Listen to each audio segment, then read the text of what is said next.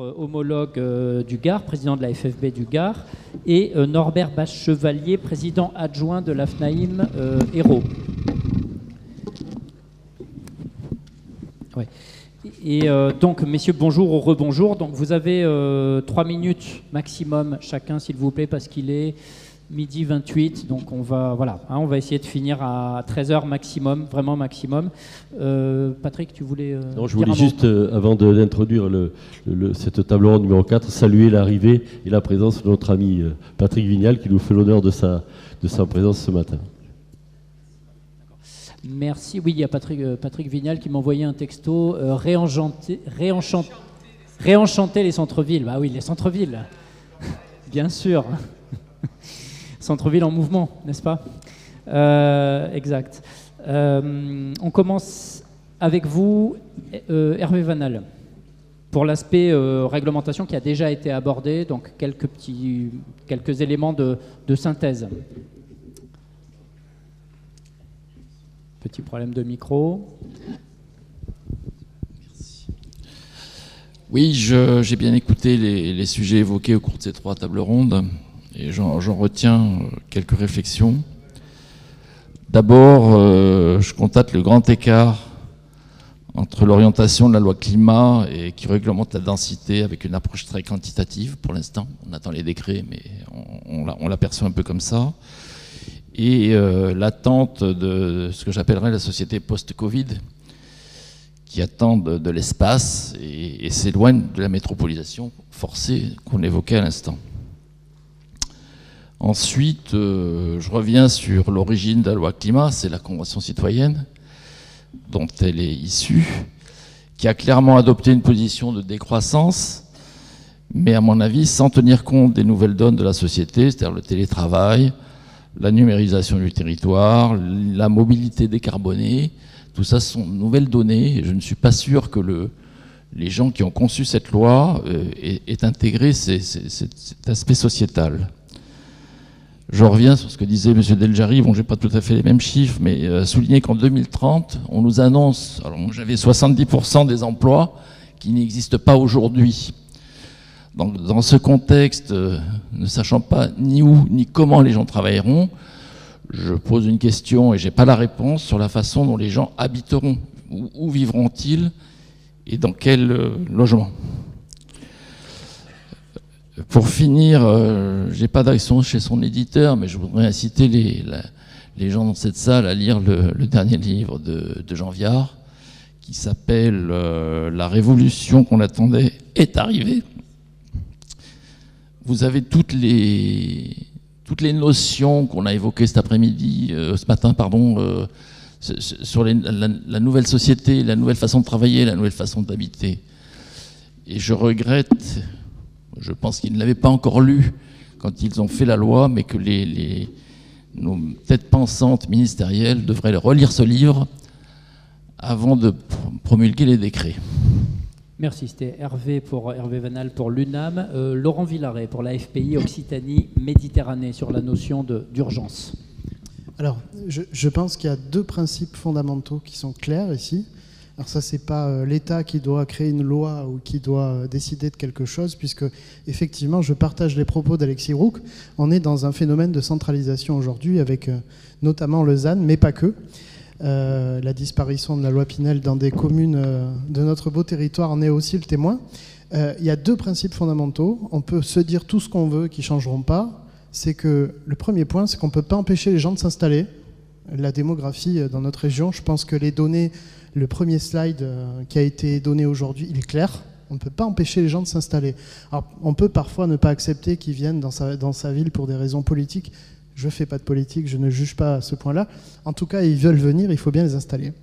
Le deuxième point, qui est fondamental dans, je pense, tous les membres qui sont ainsi dans cette salle, c'est que pour le logement, il faut le rendre accessible au plus grand nombre. On ne peut pas faire que du logement social, que du logement abordable, que du logement haut de gamme. En attendant, il faut tout faire. Voilà. Et dans la perspective du ZAN, le ZAN il est clair. Le ZAN il nous dit je vous donne une nouvelle règle qui est claire du point de vue environnemental, mais qui est hyper centralisée dans les décisions. Donc je pense que les élus locaux aujourd'hui, ils ont un défi absolument incroyable à la fois de maîtriser politiquement la situation de leur commune et en même temps de répondre aux exigences que demandent les services de l'État. On en est conscient. Pour autant, ce que je retiens aussi des débats, et pour moi, c'est là la vraie urgence, je rappelle des données, c'est bien de rappeler une dernière fois ces données-là.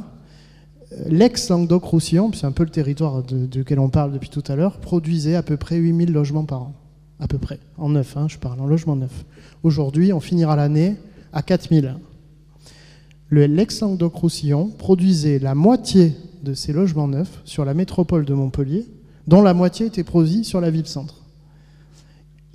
Qu'on soit clair, la métropole de Montpellier, qui aujourd'hui représente la moitié du marché neuf de l'ex-région, encore aujourd'hui, il y a 3 ou 4 communes qui produisent sur la métropole. Donc le débat sur l'équilibre des territoires est à mon avis la clé. Effectivement, moi je ne suis pas élu à Montpellier, mais effectivement peut-être que Montpellier ne peut pas tout absorber. Je pense que la métropole peut beaucoup absorber, que 3 communes sur 31 qui produisent, allez peut-être 4, peut-être 5, je ne sais pas, mais il y en a 31.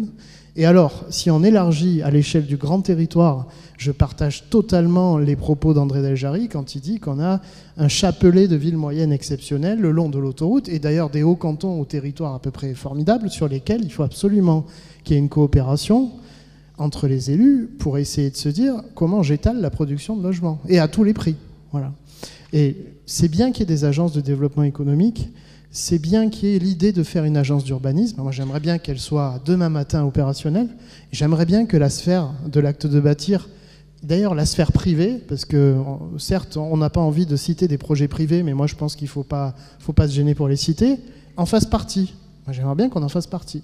Moi, j'appelle tous les élus dans leurs agences de développement économique et leurs agences d'urbanisme à nous faire participer à la vision qu'on peut vous donner sur le logement. Dernier point. La transition écologique, les nouveaux usages. Cédric Graille disait tout à l'heure, il faut étudier ce que les promoteurs font pour synthétiser les bonnes pratiques. En fait, la question de se poser si les constructeurs, les promoteurs savent faire du logement bas carbone, ça ne sert à rien de se poser cette question. On sait tout faire. La question, c'est comment les élus nous accompagnent à créer les conditions économiques dans nos opérations, à ce que les projets soient viables, à la fois pour que nos entreprises, certes, gagnent de l'argent, et il ne faut pas avoir peur de ça, et deuxièmement, que celui qui achète son logement le paye à un prix qui soit compatible avec ses revenus. Voilà. Dernier point qu'on n'a pas évoqué, qui me semble un point absolument majeur, je reprends les propos d'Antoine Garcia Diaz, l'urbanisme c'est un temps long, enfin, l'urbanisme en tant que création d'un projet c'est un temps long. Le problème c'est qu'en France, au-delà du ZAN, etc., les PLU sont des PLU de réglementation, ce ne sont pas les PLU de projet. Aujourd'hui, peut-être que les services de l'État qui ont une capacité importante à produire des textes de loi, je pense que les services de l'État devraient aussi aider les élus locaux dans leurs défis urbains, de leur donner des clés juridiques pour que les PLU actuels soient des PLU de projet. Parce qu'aujourd'hui, les PLU, on voit bien que les élus s'arrachent les cheveux. D'ailleurs, avec nous, promoteurs, ce qui fait des fois des déficits d'image, moi qui ne me plaisent pas toujours, s'arrachent les cheveux pour trouver des solutions de densité sur les PLU. Parce qu'on a des PLU réglementaires qui ne sont plus du tout à l'ordre du jour. Donc si déjà les PLU sont en retard, déjà que le temps de l'urbanisme est long, aujourd'hui, pour sortir un immeuble ou un projet d'aménagement, il faut autant de temps d'études et autant de temps de réglementaire que le temps de construction. C'est quand même hallucinant, quoi. Voilà. Quand je dépose un permis de construire, j'ai l'impression de faire un braquage. C'est ce que disait Rudy Ricciotti. Ah, il a raison. Sur ce point de vue-là, en tout cas, il a raison. Je le cite, avec son langage à lui. C'est bon, Laurent ? Oui, c'est parfait. Merci. Norbert Bachevalier pour la FNAIM. Sur les nouveaux types de logements, l'évolution des logements. Moi, je dirais que nous, la FNAIM, on est représentant du monde de l'immobilier dans sa grande famille. Et donc, pour notre chambre départementale, nous sommes heureux d'avoir entendu et constaté devant ce beau parterre d'élus et aux responsables présents réunis pour cette belle cause que la révolution du logement de demain est en marche, actée et considérée au plus haut point et que beaucoup de choses vont être faites. Nous sommes le réceptacle de la migration galopante de notre région, soit plus de 12 000 personnes rentrantes par an, en première ligne avec nos fonctions de transactionnaires, de gestionnaires de copropriété et syndic, à l'écoute, au service du citoyen, désireux de venir travailler, vivre, s'installer durablement et confortablement dans notre belle région. Nous sommes aussi à l'écoute de besoins exprimés, donc à la demande de satisfaire sur la qualité du bien-être recherché de son environnement, des volumes souhaités, de ses équipements, des moyens de chauffage ou de refroidissement pour les étés qui seront de plus en plus chauds, avec des extérieurs réfléchis au niveau orientation, car, il ne faut pas l'oublier, il ne faut pas le perdre de vue, la RE 2020 pointe son nez, et ce n'est pas rien dans sa mise en application. Donc il faudra de larges terrasses, recevant des protections ombragées, des jardinets ou des jardins, pour certains, des orientations de terrain qui seront obligatoires, avec une prédominance sur le sud, des espèces vertes, des jardins partagés, pour mieux vivre avec de l'espace. L'effet Covid est passé par là, je crois que tout le monde en est conscient, le télétravail étant une nouvelle donne à considérer. Certains couples délaissent les métropoles pour s'écarter dans l'arrière-pays. C'est un nouveau facteur ô combien important, ne pas négliger, mais intégré pour nous tous, acteurs ici présents, par rapport aux nouveaux occupants des logements de demain. Cette demande est à satisfaire. C'est ce challenge, car il y en a un que nous avons ensemble à relever.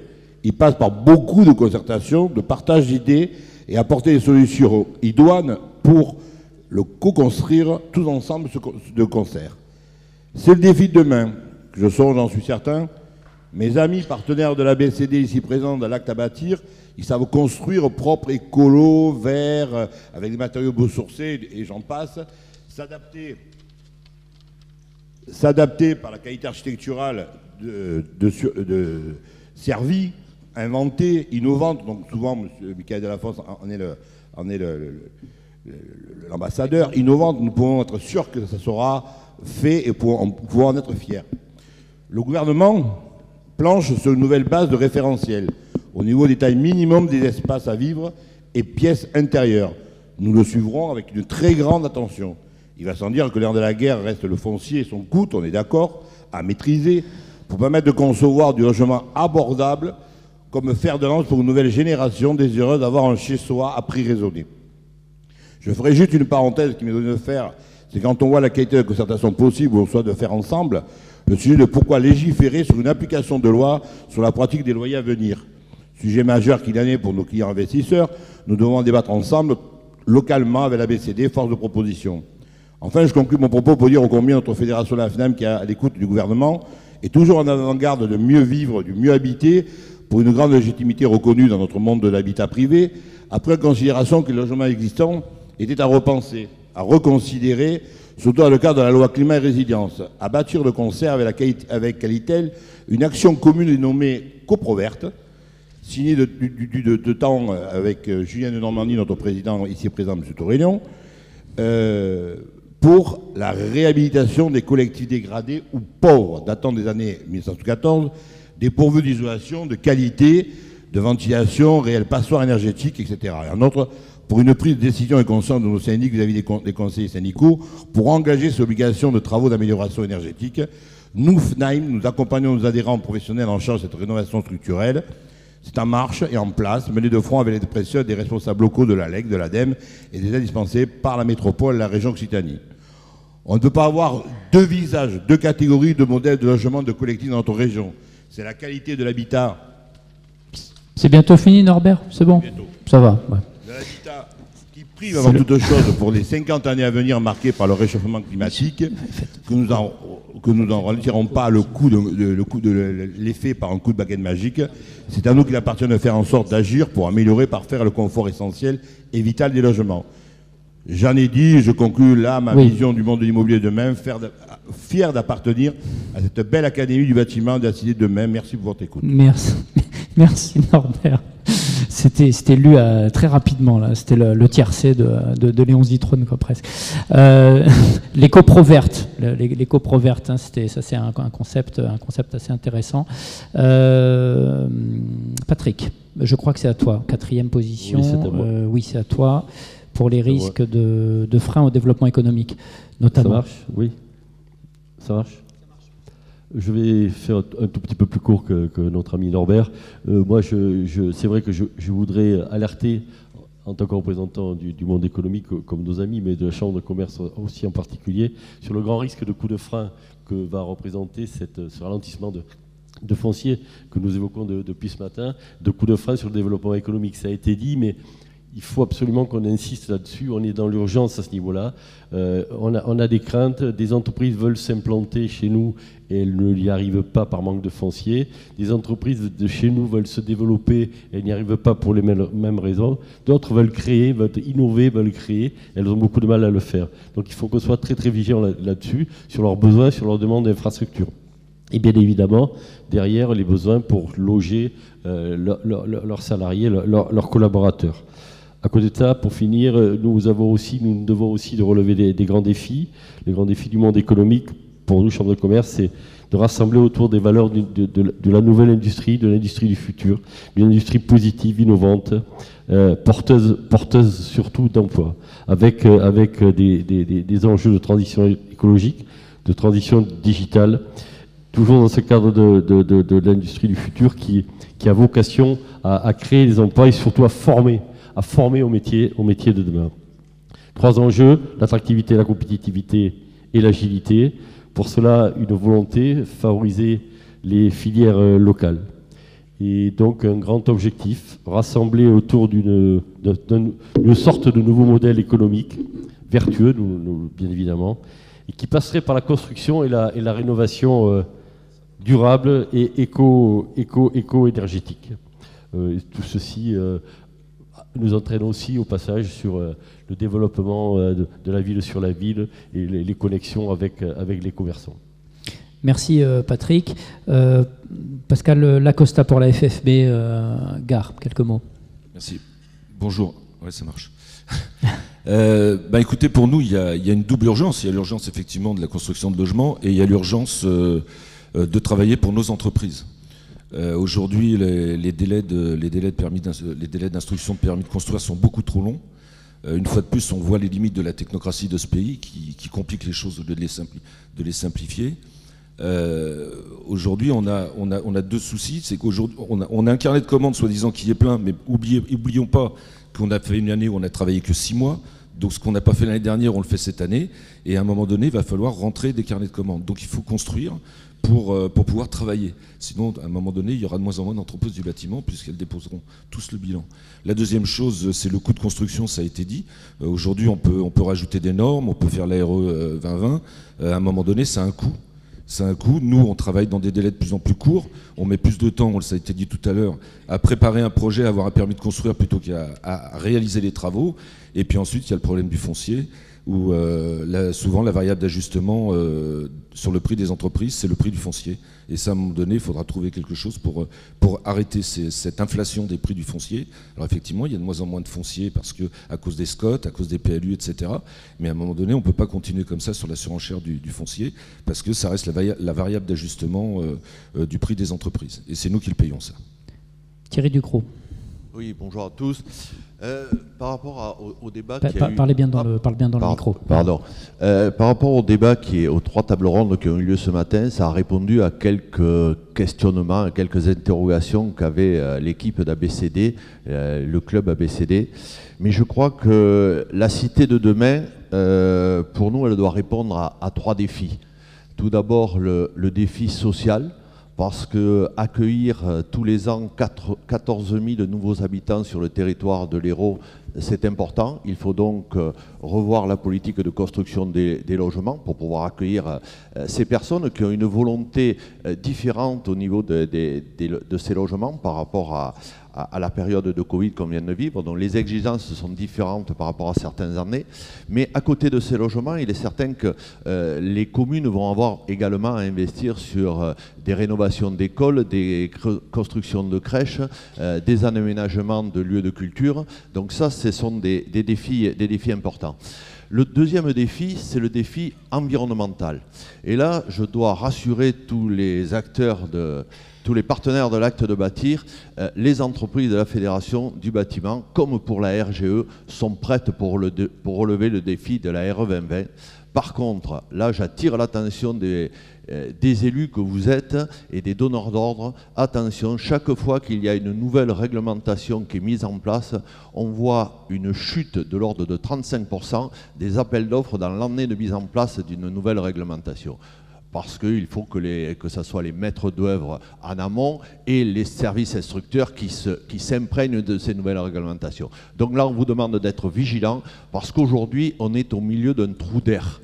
Parce qu'aujourd'hui, et ça, je reviens sur le troisième défi, qui est un défi économique, aujourd'hui, la filière est en attente de travail. Aujourd'hui, il y a de l'activité dans le bâtiment, mais c'est un peu l'arbre qui cache la forêt, parce que les perspectives des entreprises pour l'année 2020, on voit poindre un trou d'air pour le dernier semestre.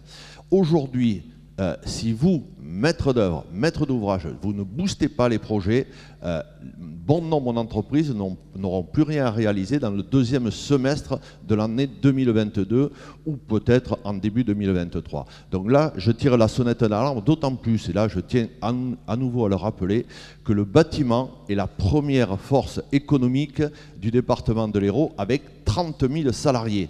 Donc c'est loin d'être quelque chose de négligeable aujourd'hui. Et il faut savoir qu'un logement construit, c'est 2 emplois pérennisés. Ayez toujours ce chiffre en tête, c'est quelque chose d'important. Donc les entreprises aujourd'hui ont joué le jeu. Il n'y a pas eu de licenciement dans le bâtiment. Au contraire, au niveau national, depuis le début de l'année 2021, il y a eu 70 000 embauches en équivalent temps plein qui ont été réalisés. Au niveau des apprentis, pareil, plus 10% à la rentrée de 2020, plus 10% d'apprentis dans le bâtiment à la rentrée 2021. Les entreprises du bâtiment sont là pour former les générations futures. Donc, ne coupez pas cet élan. On a vu tout à l'heure que certaines barrières étaient tombées. Les collectivités peuvent se parler sur le territoire. Donc, je crois que nous devons tous agir ensemble pour l'acte de bâtir. Je crois qu'il faut qu'on relève ensemble le défi social, qu'on accompagne ensemble le défi environnemental et qu'on ne rate pas le défi économique.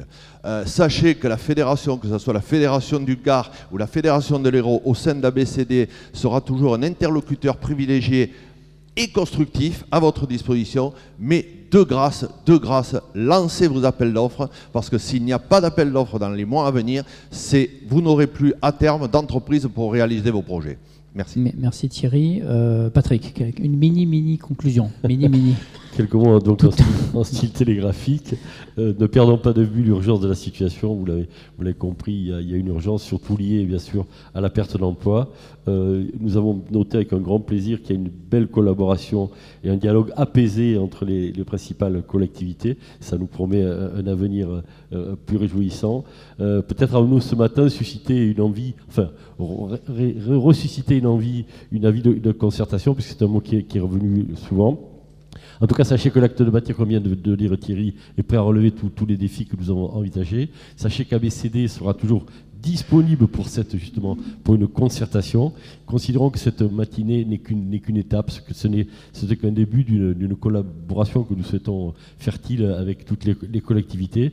Et pour finir, bien sûr, je voudrais remercier Hubert pour son animation, vous remercier tous pour votre présence, remercier aussi l'agence Étincelle et Stéphane Darmon pour tout le travail qu'il a fait en amont pour cette belle manifestation. Oui, parce que nous considérons, nous, que c'est une belle manifestation grâce à votre présence, grâce à la qualité de vos interventions. Et donc, je vous dirai au nom de tous mes amis d'ABCD, à très bientôt. Merci beaucoup à toutes et à tous.